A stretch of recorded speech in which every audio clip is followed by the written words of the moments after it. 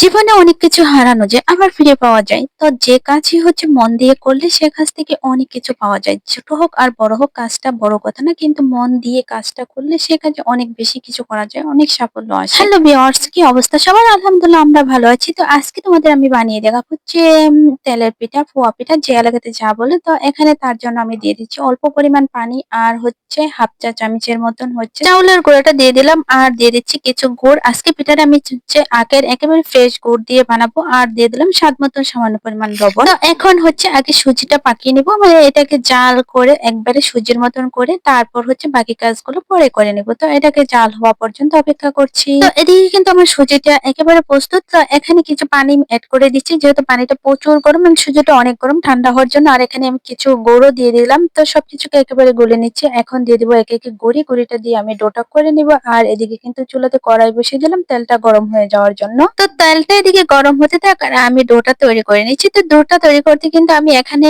গরম অবস্থায় গুড়টা দিয়ে দিচ্ছি, তাহলে গুড়টা তাড়াতাড়ি গলে যাবে। আর হচ্ছে সামান্য পরিমাণ নরমাল পানি দিয়ে দিচ্ছি, যেহেতু হচ্ছে সুজিটা অনেক গরম ঠান্ডা হতে সময় লাগবে, তাই একসাথে পানিটাও অ্যাড করে দিয়েছি। তেল শুধু ঢালতে দিয়েছি পড়েই না। আর হচ্ছে এটার মুখে যেভাবে লাগানো এখন কিন্তু তেল অতটা বেশি পড়ে না। তো আস্তে তেল পড়ে গেল। যাক, তেলটা পরিমাণ মতো দিয়ে দিলাম। এখন কিন্তু আমার ডোটা রেডি। এখন দেখবো পিঠাগুলা কেমন হয়।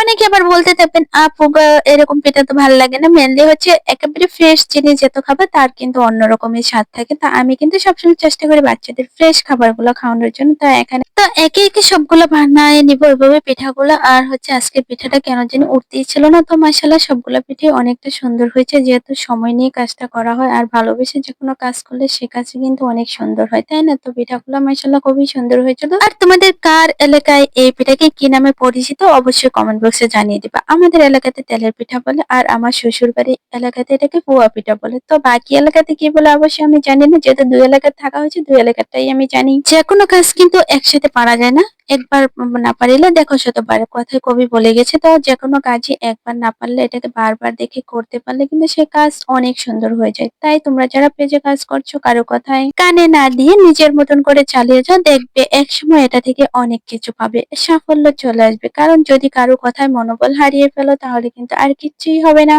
তো একে আমি এখানে অনেকগুলো পিঠা বানিয়ে নিয়েছি, যেহেতু সকালে পিঠাগুলো বানিয়ে নিয়েছিলাম। যেহেতু শীতের সকালে কিন্তু পিঠা খেতে অনেক বেশি ভালো লাগে। সবাই খাওয়া দাওয়ার পর কিন্তু বাকি কয়েকটা পিঠাই রয়েছে, অল্প পিঠা, তারপরে তোমাদের দেখিয়ে দিচ্ছি। আর তোমাদের কার পছন্দ এরকমের গুড়ের পিঠা? অনেকে আপুরা বলবে কালারটা তো জাস্ট হয়েছে, যাই হয়েছে না কেন আমার কাছে অনেক বেশি ভালো লাগছে, কারণ ফ্রেশ খাবার ফ্রেশ রকম অন্যরকমই থাকে, তাই না?